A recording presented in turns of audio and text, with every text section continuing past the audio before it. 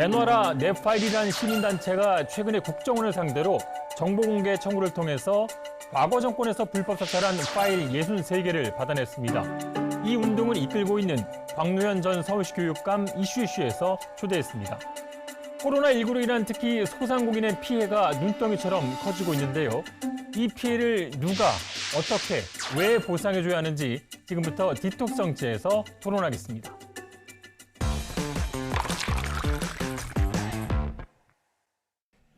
네, 디톡성치 여야의 대표 중진 더불어민주당 정청래 의원, 국민의힘 장제원 의원 모셨습니다. 안녕하세요. 안녕하십니까. 네, 안녕하세요. 2주 만에 뵈니까 더 얼굴 좋아지신 것 같습니다. 하우지요, 부지에. 예. 아우 저는 청문회 두 번 한다고 네. 굉장히 힘들었습니다. 예. 우리 정청래 의원님께서는 최근에 이제 SNS 활동 원래 좀 열심히 하셨지만 요즘에 좀 기사화가 좀 많이 되고 있는 것 같습니다. 좀 어거지야. 근데 뭐 하루 이틀의 일이 아니잖아요. 뭐 이렇게 어거지를 부려요, 근데. 뭘 어구지예요? 어거지죠. 아니, 합리적으로 좀 비판을 나경원, 해야지. 오세훈. 아니, 총선 패배, 패전 처리용, 땡 처리용이냐? 뭐 틀린 말 아니잖아. 그거는 같은 지역구에서 또 이렇게 경쟁을 하다가 누구는 당선되고 누구는 낙선될 거 아닙니까? 근데 그 낙선자가 새로운 또 도전을 하게 되면 그것을 그렇게 비판하는 거에 대한 그건 좀 문제가 있지 않느냐 이런 지적이었는데 그게 뭐 또 뭐 땡처리라고 또 아니, 얘기하면 그냥 하려면 깨끗하게 조건부 이런 거 붙이지 말고 출마하시지 그랬냐? 이 정도 얘기했어요. 고민정으로서는 할 만한 거 아니냐? 예. 그랬더니 또 제가 쓴 기사를 링크해가지고 흑기사도 또 저질이라고. 아, 난 진짜. 그러면 제가 만약에 뭐 낙선한 사람들이 청와대에 또 들어가잖아요. 비서관으로도 들어가기도 예. 하고. 그럼 청와대는 땡처리냐, 땡처리 하는 데냐 이렇게 얘기하는 거는 좀 너무 매몰차지 않나요? 자, 오늘도 뭐 분위기가 만만치 않을 것 같은데요. 디톡정치 룰 소개하고 토론 시작하겠습니다.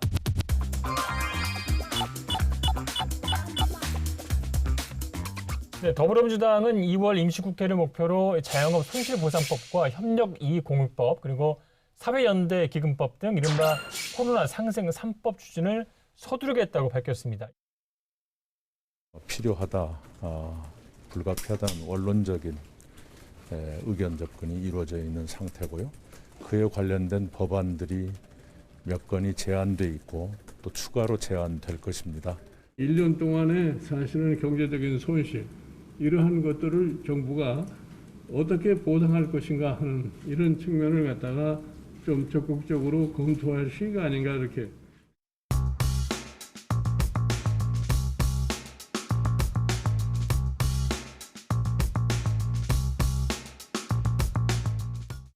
손실보상법은 말 그대로 이제 코로나19로 인한 소상공인 그리고 자영업자의 손실을 국가가 이제 보상해주겠다는 건데 각 당의 이 법안에 대한 취지와 좀 입장을 좀 묻고 싶습니다. 당의 입장을 떠나서요. 예. 지금 우리가 방송에서 이런 문제를 가지고 토론할 때가 아닙니다. 아닌가요? 빨리 해야 됩니다. 제가 그 매달 넷째 주 토요일 날은 민원의 날을 하거든요. 대부분의 민원인들이 울고 가시는 거예요. 자영업자들입니다. 예. 식당 하시는 분들이에요. 이건 천재지변이거든요. 천재지변을 통해서 국민들이 기본권을 제약받고 있는 거예요.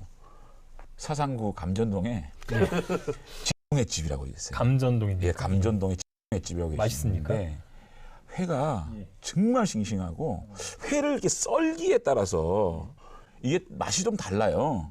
그러니까 회를 이렇게 딱 썰어가지고 그냥 한 그릇 30씩 내주는 거예요. 그리고 예. 상추도 자기가 갖다 먹고 나를 보자마자 울더라고요. 예. 이런 분들이 지금 거의 길거리에 나앉게 생겼는데 이거를 가지고 뭐 여야가 되니 안 되니 이렇게 할 문제는 아니거든요. 그러니까 9시 이후에는 정말 다 불이 꺼져가지고 약간 의심스럽고 그렇기도 하더라고요. 그러니까 이 예. YTN에서 나가서 DMC 역할이 우회전해서 이렇게 쭉 가다 보면 DMC 쪽으로 예. 가다 보면 뭐 순댓국집 항상 많지 않습니까? 예. 없어요. 만주점 항상 많았죠. 없어요. 그 뒤에 그 누룽지 그 닭집 있잖아요. 치킨집. 네. 예. 거기도 밖에서 대기하고 있었거든요. 예. 아예 없어요. 국회에서 뭐 손실의 몇 %를 보장하자, 어떻게 보장하자라고 논란이 자꾸 생기면 오히려 이 법안이 늦어요. 국회에서는 어떻게 예산을 확보할 것인가. 예. 전체 규모만 딱 정해주고 그 규모 안에서 그 손실보상위원회에서 그 영업 제한을 한 데는 몇 프로를 줄 것이냐, 영업 금지를 한 데는 몇 프로를 줄 것이냐 이런 것들을 정해서 빨리 지급을 해야 됩니다. 그래야 버틸 수 있거든요. 장제원 의원님 말에 100% 동의. 영업손실보상법은 여야가 크게 이견이 없습니다. 대한민국이 그래도 K방역의 모범을 보일 수 있었던 것은 집합금지, 집합제한 그런 상인들의 눈물 덕분이다. 예. 그래서 이분들에게는 빨리 손실을 보상해야 된다 하는 게 이제 저희 정부 여당의 입장이기도 한데 독일, 영국, 프랑스 해외 사례도 보더라도 우리처럼 영업손실 이 보상법을 이미 시행하고 있고요. 그리고 이미 보상을 해주고 있더라고요. 그래서 우리도 이제 거의 처음 하는 거기 때문에 그 해외 사례까지 좀 이렇게 준용을 해서 예. 이거는 장제원 의원님 말씀대로 화급을 다투는 일이다. 2월 국회에서 반드시 처리해야 된다 이렇게 생각합니다. 두 분의 의견이 비슷해서 제가 또 여쭤보겠는데, 그래서 네, 저도 이제 알고리즘에 딱 보니까 이제 이런 걸 가지고 이제 이런 주제로 토론할 것 같더라고요. 그러면 장제원 의원보다 빨리 저도 뭔가 기여할 수 있는 법을 하나 준비해야 되겠다. 그래서 저도 준비를 했어요. 약간 각도는 다른 건데 코로나 사태 이후 이 영업장들, 예. 이 소상공인들이 80%가 다 매출 감소를 그렇죠. 겪었다는 거예요. 가장 부담이 되는 게 4대 보험이래요. 그러니까 4대 보험 같은 경우 사업주가 50%를 부담하잖아요. 그렇죠. 그래서 재난 기간에는 이 4대 보험의 50% 사업주가 부담하던 것을 국가와 지자체에서 보전해 주는 걸로. 그래서 이 법도 제가 냈는데 장제원은 좀 협조해 주시기 바랍니다.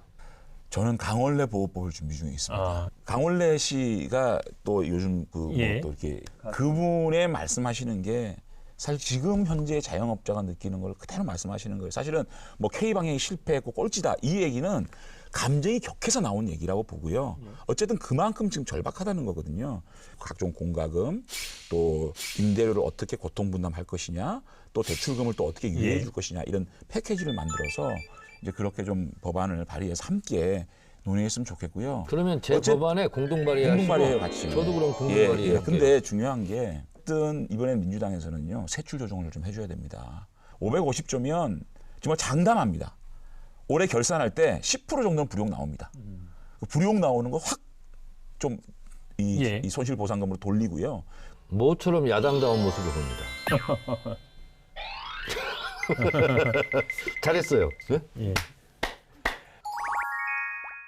예를 들면 국가가 최대한 쥐어짜낼 수 있는 예산의 규모가 얼마냐.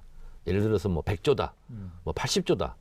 거기에 따라서 70%를 할 건지 65%를 할 건지 60%를 할 건지 그런 방식으로 좀 정하면 될 것 같고 피해자 현황을 다 조사하자. 그럼 조사하는 기간도 필요하고요. 그렇죠. 아, 그리고 그건 지금 그럴 시간이 불가능하죠. 없어요. 시간도 네. 없고 하다 보면은요 또 과도하게 산정될 수 있고 그러면 이게요 눈덩이처럼 불어나가지고 나중에는 오히려 기대가 컸는데 기대 뭐 몇 프로밖에 안 된다. 이런 방식보다는 전체 가용할 수 있는 국가 예산이 어느 정도냐. 먼저 그걸 산정하고 그 다음에 거기에 따라서 이렇게 세팅을 하면 될 것 같아요. 정말 100% 동의합니다. 그게 맞아요. 네, 그게 맞아요. 최소한 그래서 손실보상법에 대해서는 뭐 이 자리에서는 여야가 합의를 이뤄가 될 겁니다. 같고요. 그건 될 거예요. 자, 그런데 나머지 두 법안에 대해서는 조금 이견이 있을지도 모르겠다는 좀 생각이 드는데요. 협력이익공유법 그리고 사회연대기금법인데 코로나19로 더 심해진 양극화를 이제 해소하는 그런 차원인데요. 정부보다는 뭐 대기업이라든가 아니면 뭐 은행, 뭐 플랫폼 기업 이런 데에서의 참여 또 양보가 필요한데 정경련도 그렇고 일단은 재계는 반발이 좀 심한 것 같습니다. 이 부분에 대한 의견 좀 어떻습니까? 제가 먼저 말씀드리면요. 플랫폼 회사나 IT 회사가 있다. 전자상거래. 네. 그럼 거기에 납품하는 회사들이 있을 거 아니에요. 그 납품 회사들이 많으면 많을수록 그 플랫폼 회사, 모기업, 대기업이라고 할 수 있는 이익은 많잖아요. 네. 그러면 그 이익을 좀 공유하자. 예를 들면 수수료를 좀 깎아주고 그리고 납품하는 업체의 마진율을 좀 높여주자. 예.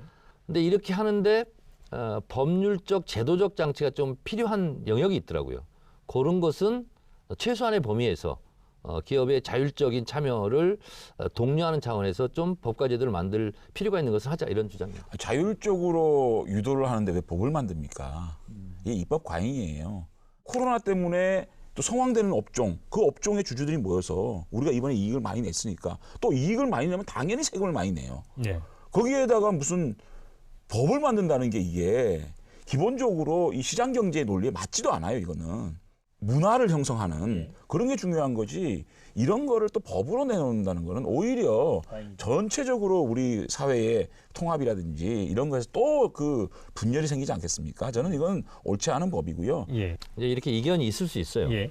근데 어쨌든 지금 코로나 사태를 맞이해서 어쨌든 콩 한 쪽도 나눠 먹고 우리 살자 이런 분위기 속에서 저희가 과하지 않게 그걸 좀 유도하는 그런 나름대로의 느슨한 가이드라인 이런 것은 법과 제도가 좀 필요하지 않느냐 이런 생각을 합니다. 예, 전 걱정되는 게 그거예요. 또 민주당에서 코로나 3법이라 그래가지고 이 3법을 또 국민들한테 또 이게 보여주기 위해서 또 이 손실보상 제도마저도 이렇게 또 뭐 이렇게 빨리 통과가 안 되면 어떡하나. 아니 우리 국민들은 IMF 있을 때요 집에 장롱에 있던 금을 내놓은 국민들이거든요. 어려워지면 그렇게 하는 국민들이에요. 이거를 굳이 법을 만들 생각하지 마시고 지금 시장 경제에 맡겨놔야 된다. 그렇죠. 보여주기 식으로 3법이니 뭐니 제발 좀 네이밍 좀 하지 마세요. 귀당 측에서도 이명박 그놈의 대통령 네이밍이 때도 정말 오히려 좀 임대차 무리하게 3법에서 성공했나? 그러니까 뭐 민주당도 처음에 얘기했다가 약간 이제 기업 비틀기라는 비판이 좀 나오니까 좀 더 자율적으로 사회연대기금 경우는 뭐 업종과 목표 이런 걸 특정하지 않겠다 이렇게 좀 뭐 밝힌 것 같고요. 그러니까 저희가 얘기하는 것은 협력이익 공유제는 좀 자율적으로 그렇게 유도하고 그렇게 해도 서로 윈윈할 수 있는 거기 때문에 누가 손해가 아니다. 지금 이 얘기 다 한 발 빼는 거예요 지금. 이낙연 대표가 이익공유제 얘기해가지고 몰매 맞으니까 뭐 이게 뭐 그렇게 뭐 강제로 하는 것도 아니다. 무서운 법 아니다. 지금 계속 한 발 빼는 거지. 뭐. 한 발 빼는 게 아니라 저는 이낙연 대표가 얘기한 이익 공유제 있잖아요. 예. 그 개념 처음에 얘기할 땐 사실 관심이 없었어요. 근데 제가 이제 여러 방송 이제 이제 그만큼 이제 말에 힘이 빠진 거예요 이낙연 대표가. 토론 나가려다 보니까 사면 얘기 잘못했다가 이제 힘이 빠진 거예요. 협력 이익 공유제를 정청래 의원이 그러니까 관심을 가지지 않아도 될 만큼 협력 이익 이낙연 대표 공유제가 말이 이제 권위가 잘못 없어진 거야. 전달됐구나 이렇게 생각하고 제가 이제 이 협력 이익 공유제 전도사가 된 거죠. 그러니까 정청래 의원이 더 그 예의에 힘이 있다니까요. 이거를 띄워주는 겁니까? 그리고 저는 좀 모범적인 기업이 나왔으면 좋겠는 게 코로나 때문에 오히려 더 활황을 실제로 많이 있습니다. 많이 있지 않습니까? 예. 전자상거래, 뭐 배달 회사 이런 데는 우리 참 국민들의 고통 속에서 우리가 돈을 너무 많이 벌었다. 평상시보다 너무 많이 벌었으니까 우리가 몇 프로 이 정도 내놓겠다.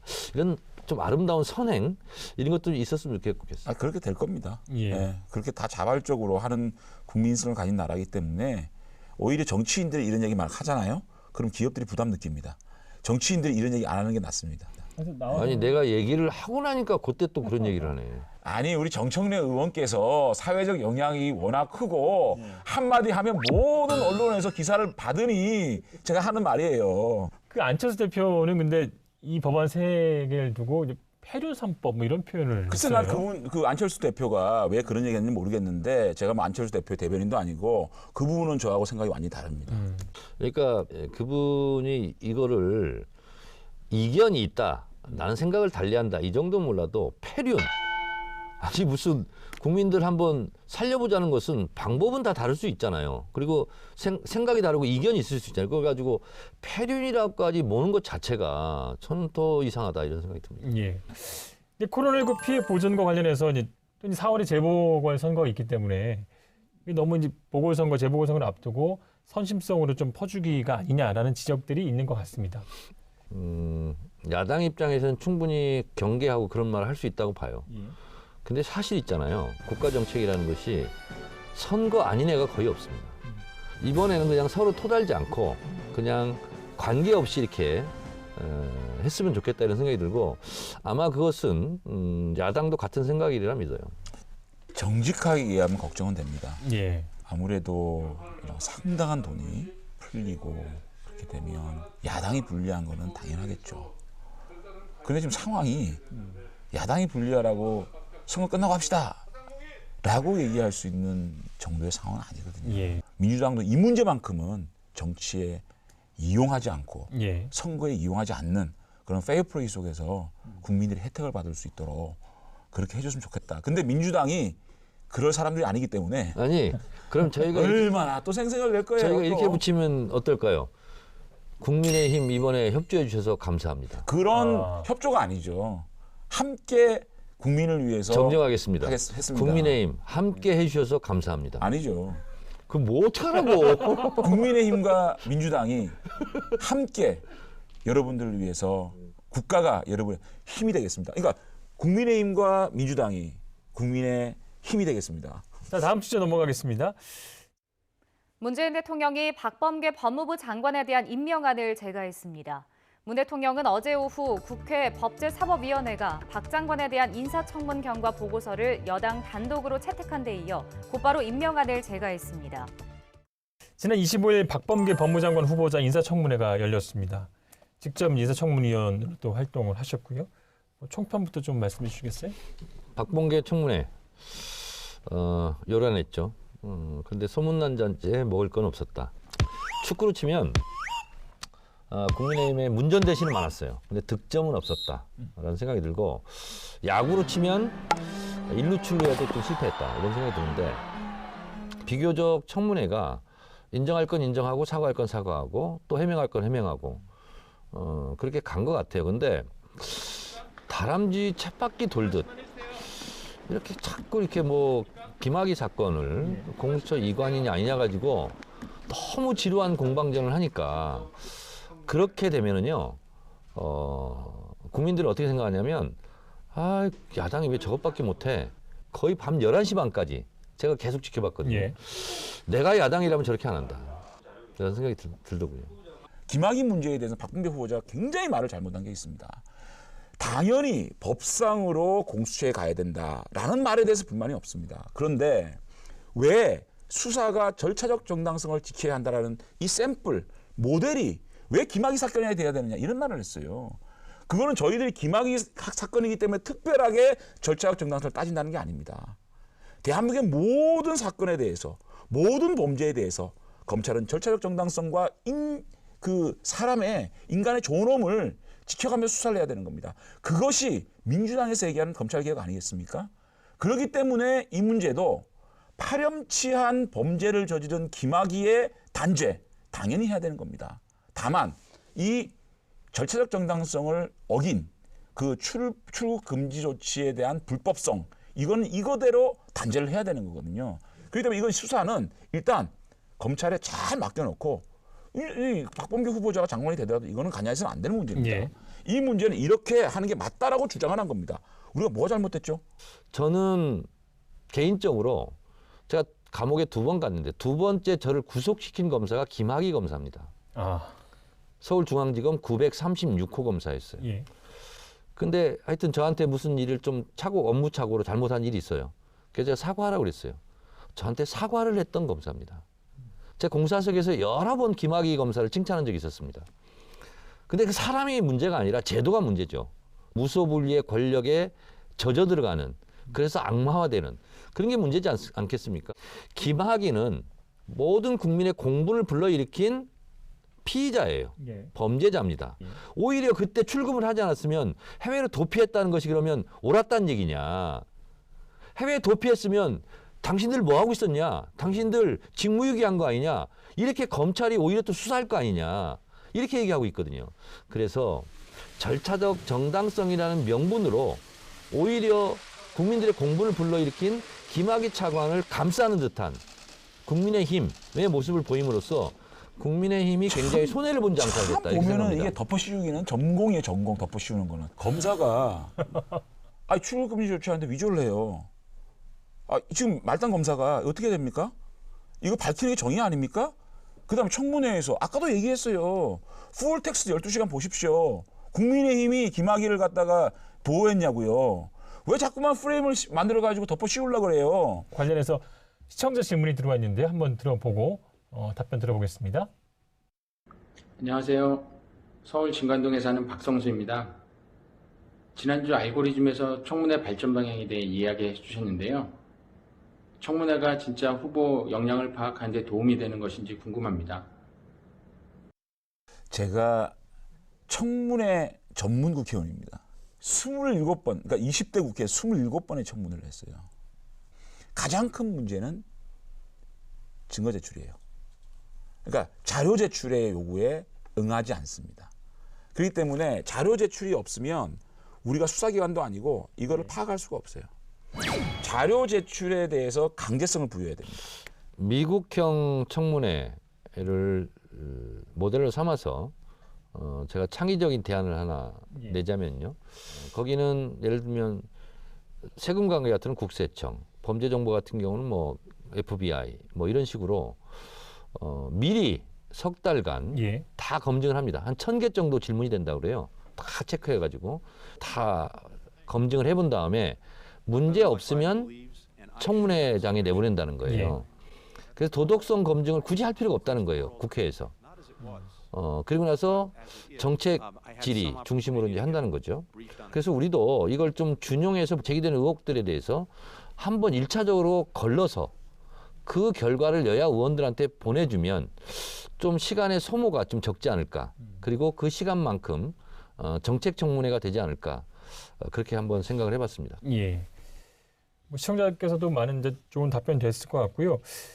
최근 정치 현안에 대해서 이제 궁금하신 게 있으면 두 분 의견을 좀 듣고 싶으시면 저희가 이메일 주소로 동영상을 짧게 촬영해 주셔서 보내주시면 저희가 채택되신 분들께는 선물을 드리도록 하겠습니다. 자, 한 주간에 쌓인 정치 독소를 빼기 위한 디톡스 주스 준비했습니다. 자, 수고했습니다. 감사합니다. 이모경 의원. 예.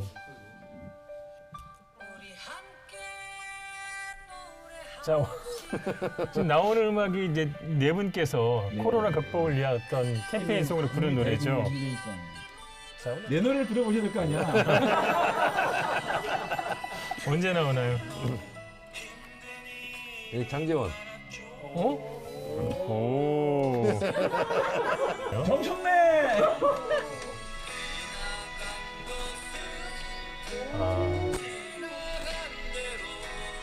약간 허스키 보이스.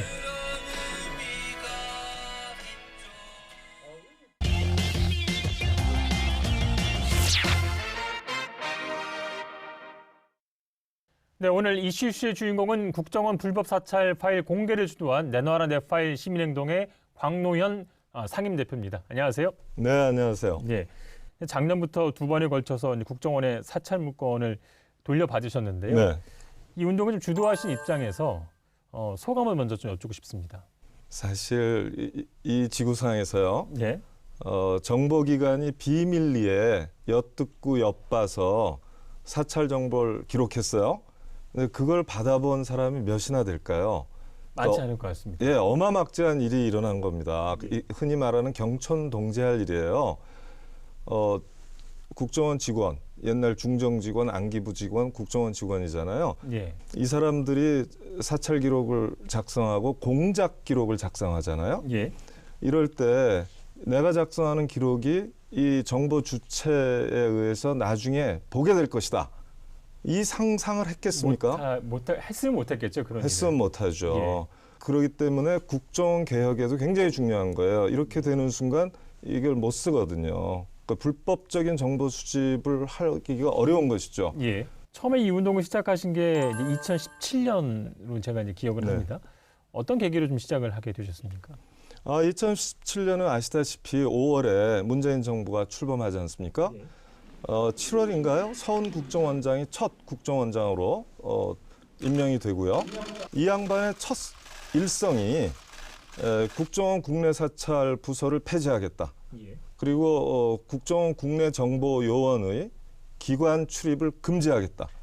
그리고 지금까지 불법적으로 수집해온 기록들, 사찰 기록들은 아예 못 쓰게 봉인하겠다. 이렇게 3대 원칙을 발표해요. 그래서 저는 이 정도면 충분히 이 운동도 먹힐 수가 있겠다. 그리고 생각을 했어요. 근데 쉽지는 않으셨죠. 우리가 1000명 넘게 신청을 내거든요. 그러니까 운동 차원에서 모집을 했죠. 그랬을 때 전면 기각을 하고 해요. 그렇기 때문에 우리는 소송으로 갔죠. 근데 소송은 돈이 들지 않습니까? 그래서 4분만 돈을 받아서 소송을 해요. 그게 1심, 2심, 3심을 갔기 때문에 3년이 걸렸고요. 박근혜 정부 시절에 문화예술체육인의 블랙리스트를 운영했다는 건 다 아는데도 예. 실제 문건으로 꼼꼼하게 기획된 문건으로 5쪽, 10쪽 이런 문건으로 볼 때의 느낌은 완전히 다르거든요. 이름만 대면 알만한 분들, 배우 문성근 씨, 고 노무현 대통령의 사위인 곽상원 변호사, 또 이준동 영화감독, 또 주진우 기자도 있었고요. 최근에 이들 12명에 대해서 63건의 이 사찰 문건을 돌려받았습니다. 불법 사찰이 좀 어떻게 이루어졌다는 건지 좀 문건으로 좀 드러난 내용이 있으면 좀 말씀해 주시겠어요? 예를 들어서 이제 문화예술 체육인에 대한 그 공작이 있어요. 어떤 방식으로 나오냐면 일단 문화예술인들의 밥줄을 끊는 거예요. 우선 방송 출연 금지시킵니다. 방송사 압력 넣어서. 두 번째로는 광고 출연 못하게 합니다. 세 번째로 공익 행사 다 끊습니다. 네 번째로 관련 회사가 있잖아요. 매니저 회사나 제작사가 여기 세무조사 실시합니다. 문건에 그런 것들이 나와 있습니다. 그러면 아주 이거는 저거 지금 뭐 짧게 말씀드린 거고 이게 끊임없는 변주곡을 치고 있어요. 그걸 보면은 이거 뭐 걸리면 뼈도 못 추리겠다 이런 생각이 정말 들거든요. 그러니까 밥줄을 끊는 작업들을 그렇게 꼼꼼히 한 거예요. 청와대에서 또 프로포폴 연예인을 전수조사해달라는 요청이 옵니다. 그럼 어떻게 되겠어요? 프로포폴 연예인을 쭉 조사한 다음에 그중에서 좌파, 이른바 여기에 속하는 사람들을 빵 터뜨리겠죠. 그러니까 청와대가 개입이 됐다는 것만 해도 사실은 엄청 충격적인 일이긴 한데요. 앞서 이제 뭐 대표님도 지난해 11월 본인의 사찰 문건을 돌려받으셨잖아요. 네. 당시 좀 개인적으로 가장 충격적이었던 내용은 어떤 내용이었습니까? 제가 이제 이른바 제가 사후매수죄라는 것으로 처벌받은 우리나라 선거사법 역사에서 최초의 인물입니다. 기소할 때는 이렇게 했습니다. 지금 말씀드린 원래 시나리오에 따른 후보 매수죄 아니면 또는 사후매수죄. 이 사람이 돈을 준 거는 뭔가 사태 대가 같다. 그래서 이것은 사후에 후보를 매수한 거나 마찬가지니까 처벌해달라. 이랬어요. 그런데 제가 확인한 건 뭐냐면 9월 9일자인가 이 국정원 문건에 보면 우리 검찰은 광노현이 2억 원을 전달한 사실에 초점을 맞추겠다고 나온 거예요. 후보 매수 약속을 공모하고 실행한 사실에 초점을 맞춘다고 해야 맞거든요. 이미 이 사람들은 진 거예요, 그때. 저는 그 진실의 일단이 드러난 문건으로 봐서 너무 기뻤습니다. 사실은. 이렇게 좀 불법 사찰을 했다는 것이 드러나고 있는데 관련 당사자분들은 어떤 대응을 좀 준비하고 있나요? 사실 이제 당사자 입장에서 그걸 보면 뭐 좀 그러려니 했다가도 그걸 보고 나면 정말 씁쓸하고 아주 공분이 치민다는 거예요. 자기가 왜 이런 식으로 사찰을 받아야 되느냐, 그 이론 기록이 왜 남아야 되느냐 이런 말씀이시죠. 그러니까 여기에 대해서 응분의 법적 조치를 하시겠다 이렇게 하는데요. 사실 저는 개개인의 법적 조치보다 제일 중요한 게 있다고 생각해요. 국가기관이 불법을 자행했잖아요. 그러면 전모를 밝힐 의무가 있고 국민은 그 시대의 전모를, 그러니까 진실이죠, 를 알 권리가 있죠. 사찰을 계속 당한 입장에서 보면 이 카드라 쓸데없는 말 같지도 않은 얘기들을 남으면 나중에 사초가 될 수 있잖아요. 그렇기 때문에 이런 것들은 폐기가 원칙이죠. 본인 공개 폐기. 월요일에 다시 이제 그 파일을 받으신 분들이 뭐 다 내놔라 이런 기자회견을 이제 했습니다. 그동안 국정원의 문건 공개가 좀 충분하지 않다고 보고 계시는 거죠?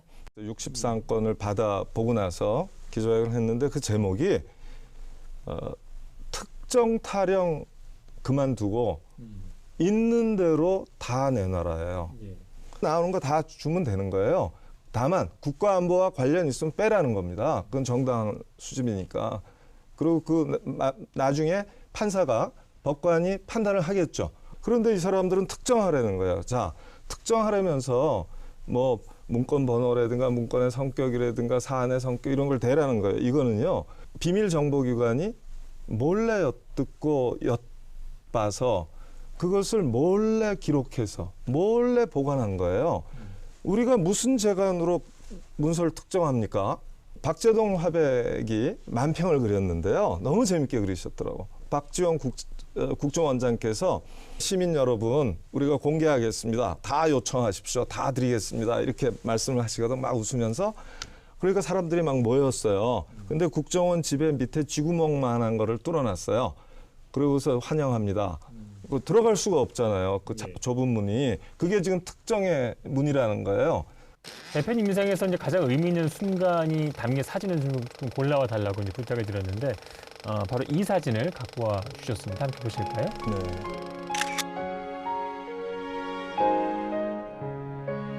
제가 97년 2월에 비밀정보기관 국정원을 염두에 뒀죠. 예. 비밀정보기관에 대한 그 법적 통제, 법치적 통제라는 제목의 국제 심포지움을 우리 민주주의 법학연구의 동료 후배들과 함께 예.